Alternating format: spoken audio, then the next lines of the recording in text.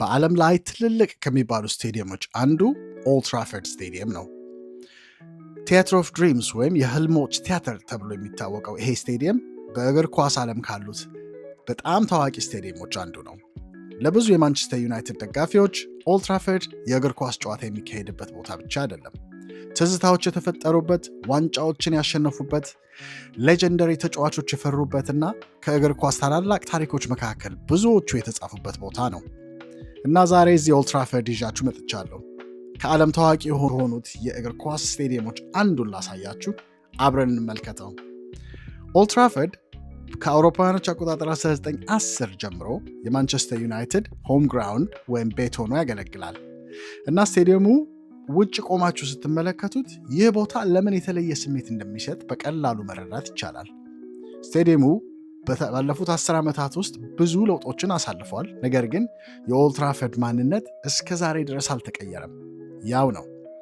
ብዙ ትውልዶች የዩናይትድ ተጫዋቾች በደጋፊዎቻቸው ፊት ወደ ሜዳ የወጡበት ቦታ ይህ ታሪካዊ ቦታ ነው። እንደ ጆርጅ ቤስት፣ ቦቢ ቻርልተን፣ ኤሪክ ካንተና፣ ሮይ ኪን፣ ዌይን ሩኒ እና ክርስቲያኖ ሮናልዶ ያሉ ተጫዋቾች የዚህን ስቴዲየም ታሪክ ለመፍጠር ትልቅ ሚና ተጫውተዋል እና ዙሪያችሁን ስትመለከቱ ኦልድ ትራፎርድ ታዋቂ የሆነው በመጠኑ ብቻ እንዳልሆነ ትገነዘባላችሁ። ታዋቂ ያደረገው እዚህ የተከሰቱት ክስተቶች ናቸው። የሊግ ዋንጫዎች፣ የአውሮፓ ምሽቶች፣ የኤፍኤ ካፕ ድሎች፣ የማይታመኑ የመጨረሻ ደቂቃ ድሎችና ጎሎች እና የማንቸስተር ዩናይትድ ደጋፊዎች በሕይወታቸው ሁሉ ሲያስቧቸው የሚኖሩ ደቂቃዎችና አፍታዎች። ከስታዲየሙ ውጪ በዋናው በር መግቢያ ፊት ለፊት በማንቸስተር ዩናይትድ ታሪክ ውስጥ በጣም አስፈላጊ የሆኑ ሰዎች የሚወከሉበት 3 ሐውልቶችን ትመለከታላችሁ።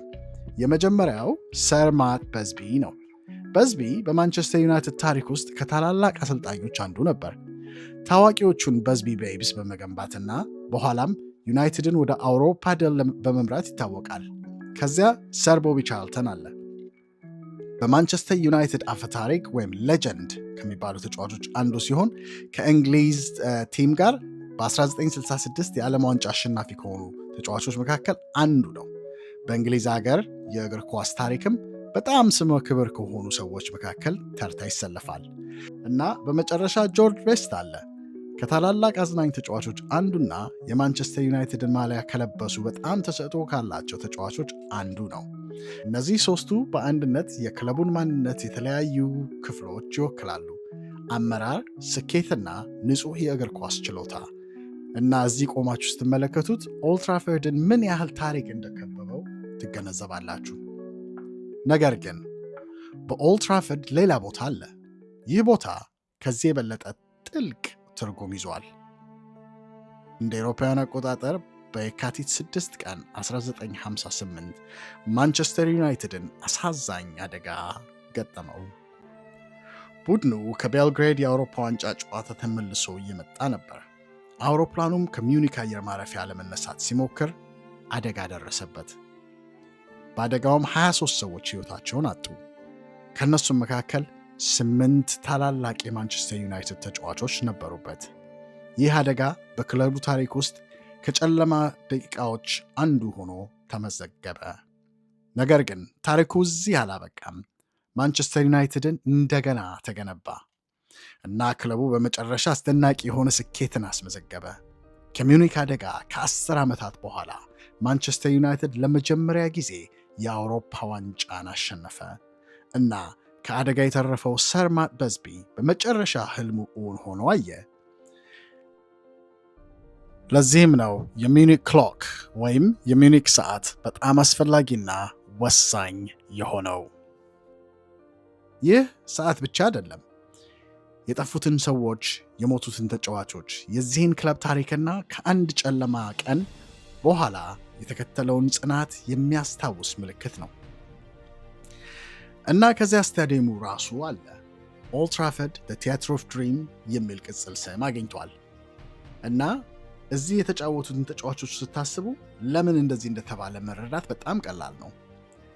ይህ ስቴዲየም አስደናቂ ምሽቶችን ተመልክቷል።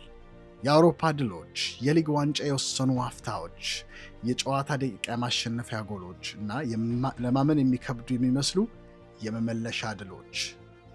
ለማንቸስተር ዩናይትድ ደጋፊዎች ወደ ኦልድ ትራፎርድ መግባት ወደ ስታዲየም መግባት ብቻ ነው ማለት ይከብዳል። በትዝታዎች የተሞላ ቦታ ውስጥ እንደ መግባት ነው። እያንዳንዱ መቀመጫ፣ እያንዳንዱ መግቢያና እያንዳንዱ ጥግ የራሱ ታሪክ አለው እና የማንቸስተር ደጋፊ ባትሆኑም የዚህን ቦታ ታሪክ አለማድነቅ አይቻልም። በእርግጥ ኦልድ ትራፎርድን ስትጎበኙ የማንቸስተር ዩናይትድን ሜጋ ስቶር ሳትመለከቱ ብትመለሱ ጉብኝታችሁ የተሟላ አይሆንም።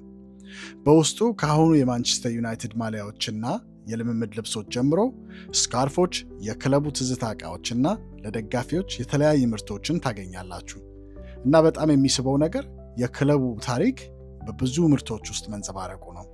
የእግር ኳስ ማሊያ ብቻ አይደለም የምትገዙት፣ ለብዙ ደጋፊዎች ከክለቡ ጋር ያላቸውንም ቁርኝት ጭምር እንጂ የሚገዙት የሚወዱት ተጫዋቾች ስም ያለበት ማሊያ፣ ከታዋቂ ዘመን የመጣ ክላሲክ ዲዛይን ሸርት ወይም የተወሰነ ውድድርን ዘመንን የሚያስታውስ የታሪክ ቁርኝት ማስታወሻም ጭምር እንጂ። ኦልድ ትራፎርድ ስለ ሐውልቶች ብቻ አይደለም፣ ስለ ሜጋ ስቶር ብቻ አይደለም እና ስለ ስቴዲየሙ ስለ ራሱ ስቴዲየም ብቻም አይደለም። ዋናው ቁም ነገር ያለው ስለ ሰዎችና ደጋፊዎች እንዲሁም ስለ ትዝታቸውን።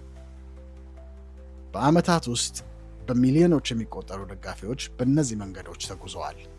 አንዳንዶች የመጀመሪያ ጨዋታቸውን ከወላጆቻቸው ጋር እዚህ ተመልክተዋል። ሌሎች ደግሞ ኦልድ ትራፎርድን በራሳቸው ኤክስፒሪየንስ ለማድረግ ከብዙ ሺህ ማይል ጉዞ በኋላ መጥተው ታድመዋል እና ትውልዶች የዩናይትድ ጀግኖቻቸውን ወደዚህ ሜዳ ሲወጡ ተመልክተዋል። ይህ ነው የእግር ኳስ ስታዲየሞች ልዩ የሚያደርጋቸው። የሰዎች ሕይወት አካል ይሆናሉ እና ኦልድ ትራፎርድ ከ100 ዓመት በላይ ይህንን ሲያደርግ ቆይቷል።